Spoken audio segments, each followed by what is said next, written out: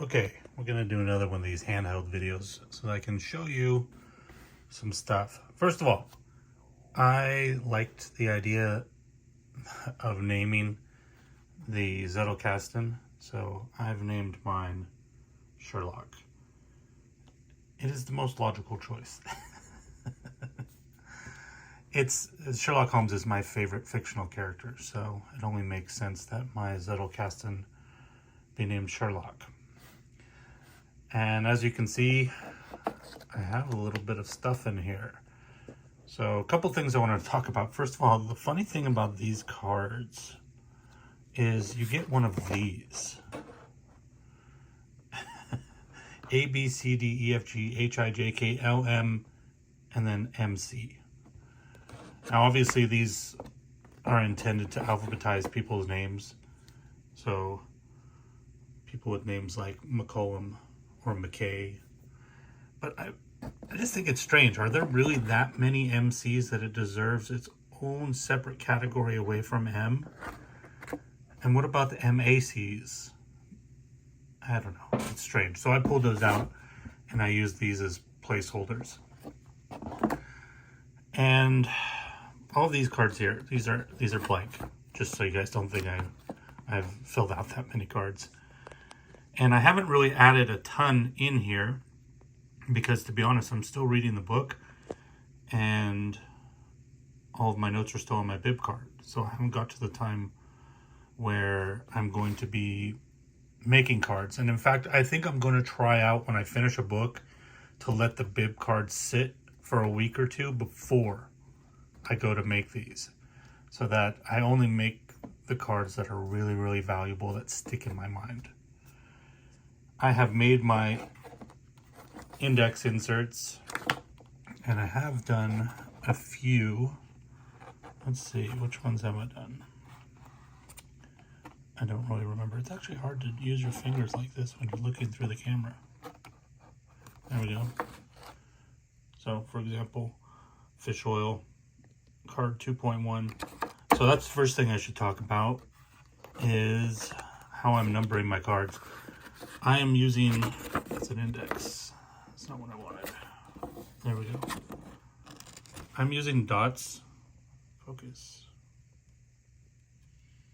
So I'm doing that blue color I showed you guys last time for the main note, and then I'm using that mustard color for the number. I'm using dots because in my particular handwriting, it's really easy to confuse a dash with a 1 or an L. So I wanted to avoid that confusion, and I make my dots pretty prominent, as you can see there.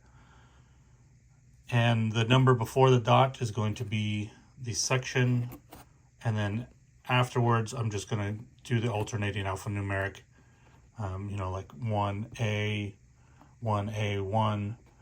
I'm not going to do additional dashes or dots the way that Scott does, because I don't see the purpose for it myself.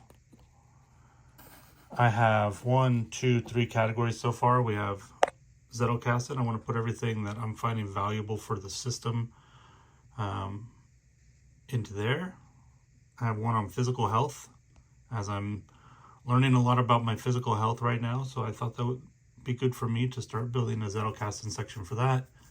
And then I have rediscovering analog, which is a theme that